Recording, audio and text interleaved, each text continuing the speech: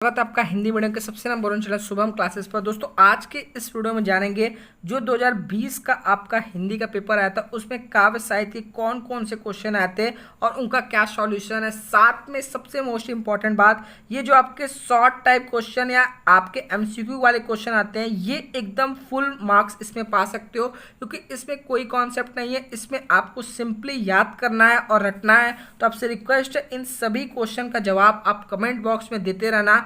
Third सबसे most important बात, हिंदी की मैंने 45 नंबर की तैयारी अब तक आपकी करा दी है। अगर अभी तक आपने इन वीडियो को नहीं देखा तो डिस्क्रिप्शन में सभी वीडियो का लिंक प्रोवाइड करा दूंगा, आप अपनी तैयारी यहाँ से कर लो, क्योंकि मैं 45 नंबर की तैयारी ऑलरेडी करा दिया हूँ। साथ में 55 नंबर की जो और तैयारी वो नवंबर में मैं किसी भी हाल में करा दूंगा, क्योंकि दिसंबर, जनवरी और फरवरी में मैं आपको इस कदर रिवीजन कराऊंगा कि आपको 90+ फोड़ने से कोई नहीं रोक सकता है। तो आपसे रिक्वेस्ट है, अगर अभी तक चैनल को सब्सक्राइब नहीं कर तुरंत सब्सक्राइब कर लो, और अगर अभी तक कहीं भटक रहे थे तो आपको बिल्कुल चिंता करने की जरूरत नहीं है। आप हमारे क्रैश कोर्स में जुड़कर बहुत अच्छे मार्क्स पा सकते हो, क्योंकि इस क्रैश कोर्स में आपको सभी सब्जेक्ट के शॉर्ट नोट्स के साथ फुल नोट्स भी दिए जाएंगे।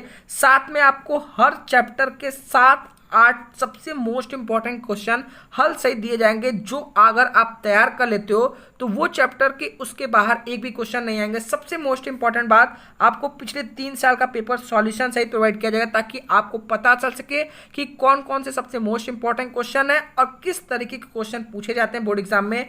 और आपको 2 मॉडल पेपर और साथ में एक फाइनल मॉडल पेपर दिया जाएगा, जिससे आप तैयार कर लोगे तो जो 23 मार्क्स आपका पासिंग होता है ये आप हंसते खेलते ले आओगे, क्योंकि अब आपके पास टाइम बहुत कम है। अब आपको हार्ड वर्क के साथ स्मार्ट वर्क करना है। तो अगर आपको भी इस क्रैश कोर्स में जुड़कर अच्छे मार्क्स पाना है, जैसे हर साल इस चैनल से पढ़ाई कर काफ़ी बच्चे 90-95 पाते हैं, आप डिस्क्रिप्शन से सभी का प्रूफ देख सकते हो। तो आज ही डाउनलोड कर लो शुभम क्लासेस ऐप, क्योंकि इस ऐप से ऑलरेडी 50,000 स्टूडेंट पढ़ाई कर रहे हैं, आप यहाँ पर देख सकते हो।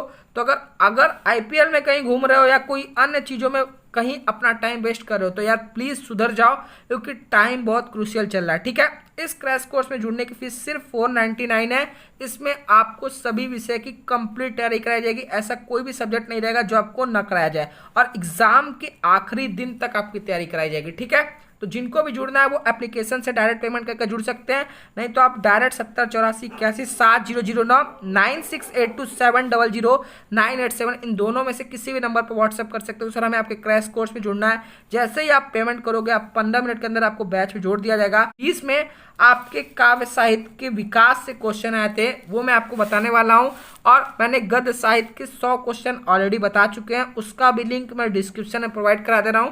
अगर नहीं तैयार कर लियो तो जाकर तैयार कर लेना, ठीक है, क्योंकि अभी टाइम है, अभी मेहनत करोगे तो आपको बहुत अच्छा रहेगा। ठीक है, सबसे मोस्ट इंपॉर्टेंट बात, पहला क्वेश्चन से शुरू करेंगे।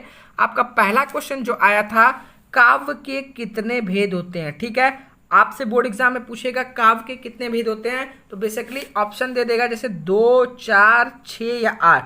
तो काव्य के बेसिकली 2 भेद होते हैं, लेकिन आपको जानना ये भी जरूरी है कि 2 भेद कौन कौन से। ठीक है, सबसे पहला जो आपका भेद है यह है आपका श्रव्य काव्य। ठीक है, ये आपका श्रव्य काव्य है, और दूसरा जो आपका सबसे मोस्ट इंपॉर्टेंट इसका है वह है दृश्य काव्य। ठीक है, दृश्य काव्य, यानी अगर ये भी पूछ ले कि काव्य के कितने भेद होते हैं तो 2 भेद होते हैं, पहला है आपका श्रव्य काव्य, दूसरा है आपका दृश्य काव्य। क्लियर है। सेकंड क्वेश्चन जो पूछा था वह सबसे मोस्ट इंपॉर्टेंट था, हिंदी का प्रथम कवि किसे माना जाता है। प्रथम कहानी, प्रथम आपका नाटक, इस तरीके के क्वेश्चन हर साल एक आते हैं। तो इतने ये जिस टाइप के क्वेश्चन, ये सभी पीडीएफ तो आपको बैच में मिल ही जाएगा, लेकिन अगर आप बैच नहीं ज्वाइन करते हो तो आप इस सभी क्वेश्चन को एक जगह नोट डाउन करते चलो, ताकि आप रिवीजन करने में कोई प्रॉब्लम ना हो। ठीक है, हिंदी का प्रथम कवि किसे माना जाता है, हिंदी का प्रथम कवि आपका सरहपा को माना जाता है। ठीक है, हिंदी का प्रथम कवि सरहपा को माना जाता है। क्लियर है। वहीं पर जो तीसरा क्वेश्चन आपका आया था, किन्हीं 2 महाकाव्यों के नाम लिखिए, क्योंकि आपका ये जो क्वेश्चन है वह काव्य साहित्य के विकास पे रिलेटेड है, तो काव्य से ज्यादा क्वेश्चन आए थे। ठीक है, काव्य से ही क्वेश्चन पूछेगा, तो किन्हीं 2 महाकाव्यों के नाम लिखिए। तो सबसे पहला कौन सा हो जाएगा आपका श्री रामचरित मानस। ठीक है, यह आपका किन्हीं 2 का पूछा है, तो सबसे पहले आप लिख देना श्री रामचरित मानस, और दूसरा जो आपका महाकाव्य हो जाएगा वह हो जाएगा कामायनी। ठीक है, कामायनी, यह आपका दूसरा महाकाव्यों का। ठीक है, तो अगर दो महाकाव्यों के नाम के बारे में पूछना है, पहला हो जाएगा श्री रामचरितमानस और दूसरा रामायण। ठीक है, बात करते हैं फोर्थ क्वेश्चन जो आया था, दिनकर को ज्ञानपीठ पुरस्कार मिला, मतलब किस सन में दिनकर को ज्ञानपीठ पुरस्कार मिला? यह आपका 1972 में। ठीक है, अगर ये क्वेश्चन ये ऑप्शन है तो आप इसको याद कर लो, दिनकर को ज्ञानपीठ पुरस्कार मिला किस सन में? 1972 में। ठीक है, फिर यहीं पर एक क्वेश्चन और है, हिंदी का प्रथम कवि माना जाता है। अब देखो, जो स्टूडेंट इस वीडियो को ध्यान से देख रहे होंगे उन्हें पता होगा क्वेश्चन नंबर 2 भी मैंने यही पूछा है। ये मैं आपको इसलिए बता रहा हूं कि आपको पता चल सके कि आप ध्यान से देख रहे हो या फिर बस ऐसे ही देख रहे हो, क्योंकि वीडियो को ध्यान से देखना और सभी क्वेश्चन को समझना बहुत इंपॉर्टेंट है। ठीक है, तो इसका भी आंसर कौन हो जाएगा? सरहप्पा। ठीक है, बात करते हैं नेक्स्ट क्वेश्चन जो पूछा था, वह पूछा था हिंदी का प्राचीनतम महाकाव्य कौन सा है? आपको बताना है कि हिंदी का सबसे प्राचीनतम महाकाव्य कौन सा है। तो पृथ्वीराज रासो। कौन सा? पृथ्वीराज रासो। यह आपका हिंदी का प्राचीनतम महाकाव्य था। ठीक है, आपका 7वां क्वेश्चन जो स्क्रीन पर है, तार सप्तक का प्रकाशन कब हुआ? आपको बताना है इसका किस सन में तार सप्तक का प्रकाशन वर्ष है। तो 1943 ईस्वी में। ठीक है, सन 1943 में तार सप्तक का प्रकाशन हुआ। ठीक है, आपको नेक्स्ट क्वेश्चन जो है, तोड़ती पत्थर रचना किसकी है? यह बहुत ही इंपॉर्टेंट क्वेश्चन है क्योंकि ये पिछले 2 साल से आ रहा है। ये हिंदी काव्य साहित्य का विकास पे क्लास 10-12 के लिए ये आपको 2 साल से पूछा जा रहा है कि तोड़ती पत्थर रचना किसकी है। तो सूर्यकांत त्रिपाठी निराला की तोड़ती पत्थर रचना है। ठीक है, किसकी? सूर्यकांत त्रिपाठी निराला। क्लियर है।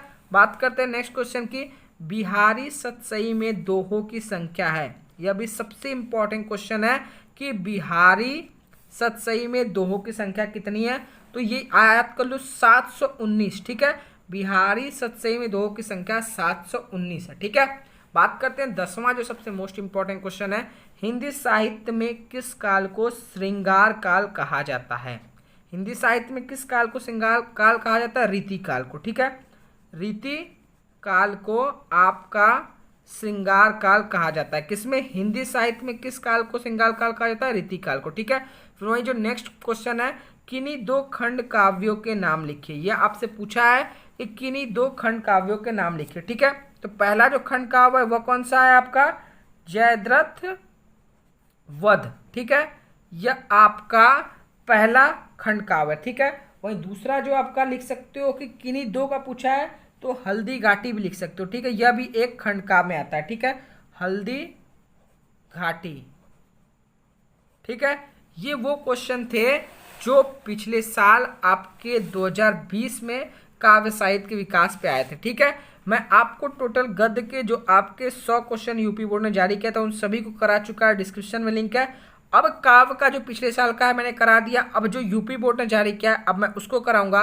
तो आप इस चैनल को सब्सक्राइब करके जरूर बेल आइकन प्रेस कर लो, क्योंकि अब जो आपको यहाँ पर कंटेंट मिलने वाला है वो आपको कहीं और नहीं मिलेगा।